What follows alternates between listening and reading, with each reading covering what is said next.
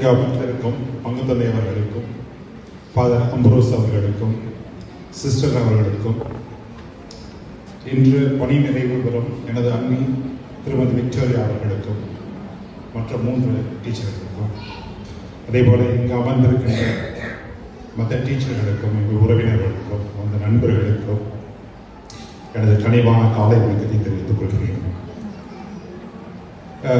ஆசிரியர் பணி என்பது ஒரு புனிதமானது மட்டுமல்ல, அது ரொம்ப கடினமானது. ஏன்னா ஒரு கிளாஸ்ல ஒரு 50 பேர் இருந்தாங்கன்னு வச்சுக்கோங்க, 50 பேருமே டிஃப்ரெண்ட் டிசைன், டிஃப்ரெண்ட் கேரக்டர். அந்த கேரக்டரை அடிக்காம, இப்போ நான் ஸ்கூல்ல படிக்கையில எங்க அண்ணா ஸ்கூல் டீச்சர்கிட்ட சொல்லுவாங்க, 2 கண்ணை மட்டும் விட்டு ஃபுல்லா தோலை உரிச்சிருங்க அப்படின்ட்டு. இப்போ அடிக்க முடியாது. அடிக்காம அந்த ஒவ்வொரு மாணவனும் அவனை அண்டர்ஸ்டாண்ட் பண்ணிட்டு அவங்களுக்கு எப்படி சொல்லிக் கொடுக்கணுன்றத பயிற்சி மட்டும் இல்லை, கல்வி மட்டும் இல்லை, ஒரு நல்ல ஒழுக்கம், ஒரு டிசிப்ளின், அவனோட கேரக்டரை கம்ப்ளீட்டா சேஞ்ச் பண்ணி ஒரு ட்வீட் பண்ணி ஒரு கேண்டிடேட்டை அடுத்த ஸ்டேஜ்க்கு அனுப்புறதுன்றது ரியலி ரொம்ப கஷ்டமான வேலை மட்டும். அதை எங்க அண்ணி ரொம்ப நல்ல விதமாக பண்ணிட்டு இருக்காங்க. ஏன்னா நிறைய நம்ம போகிற இடத்துல அவங்க பழைய ஸ்டூடெண்ட்ஸ் சொல்லுவாங்க, நீங்க எப்படி இருக்கீங்க டீச்சர், கேஷுவலாக வருவாங்க. எங்க போனாலும் யாராவது ஒரு ஸ்டூடெண்ட் சொல்லுவாங்க.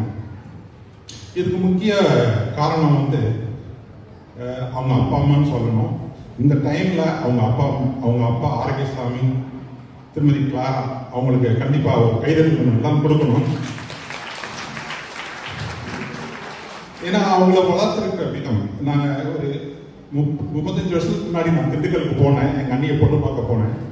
அப்போ அவங்க திண்டுக்கல் சென்ட் மேரிஸ்ல ஒர்க் பண்ணிட்டு இருந்தாங்க. ஸோ அவ்வளோ கட்டுப்போக்கோட வளர்த்துருக்காங்க. அவங்க பிள்ளைங்க, அவங்க அண்ணி சொன்னது மாதிரி அவங்க டீச்சர் ஆகியிருக்காங்க. அவங்க ஃபேமிலியெல்லாம் அவங்க கூட பிறந்த மொத்தம் 3 பேரையும் சேர்த்து 4 பேர் டீச்சர்ஸ் ஆகிருக்காங்க. அவங்க அம்மா கொஞ்சம் அட்வான்ஸாக திங்க் பண்ணியிருக்கலாம்.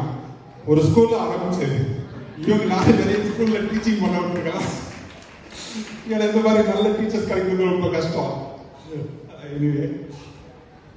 ஸோ அதே போல அவங்க அன்னியோட பிள்ளைகளையும் 3 பிள்ளைகள், ஒருத்தர் என்ஜினியர் ஆகியிருக்காங்க, இன்னொருத்தர் டாக்டர் ஆகியிருக்காங்க, இன்னொருத்தர் அவங்க ஆக முடியாத லாயர் ஆகியிருக்காங்க. அந்த பிள்ளைங்களையும் ரொம்ப டிசிப்ளினோட வளர்த்து இன்னைக்கு எல்லாரும் நல்லா இருக்கிறாங்க. இது அவங்களோட கடின உழைப்பு. நாங்கள் சம்டைம்ஸ் ஊருக்குலாம் போயிட்டு வருவோம், ராத்திரி 1 மணி 2 மணியெல்லாம் ஆகிடும் சண்டே நைட்டு. ஈவன்தோ அதெல்லாம் பார்க்காம மண்டே மார்னிங் 5 மணிக்கு எழுந்திரிச்சு அவங்க ஆஸ்யூஷுவலாக அவங்களோட வேலையை பார்க்க ஆரம்பிச்சிருவாங்க. ரொம்ப சுறுசுறுப்பாக இருப்பாங்க. இந்த அவங்க சொன்னது மாதிரி ஏஜ் கிரைட்டீரியா தான் இல்லை, தான் இன்னொரு 25 வருஷம் இந்த ஸ்கூல்ல டீச்சர். எல்லாத்துக்கும் ரொம்ப நன்றி. இப்போ அவங்க லைஃப்ல அடுத்த சாப்டர் ஆரம்பிக்குது. ஒரு கொஞ்சம் நல்ல விஷயம், ஒரு கொஞ்சம் சோகமான விஷயம். ஆனா ஒரே ஒரு விஷயம் மட்டும் அவங்க சந்தோஷமா இருப்பாங்க. என்னன்னு சொல்லுங்க, ஹெச்எம் போய் லீவ் கேட்க வேண்டிய தேவையில்லை.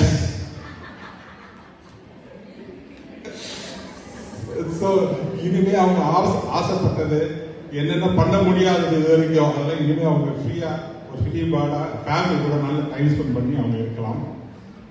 அவங்க சிஸ்டர் சொல்லி அனுப்பிச்சிட்டாங்க, நான் பேச வேண்டியதெல்லாம் நீங்க பேசிடாதீங்கன்ட்டு. ஸோ அதனால நான் ரொம்ப டைம் எடுக்க விரும்பல. இங்க வந்திருக்க அனைவருக்கும் ரொம்ப நன்றி.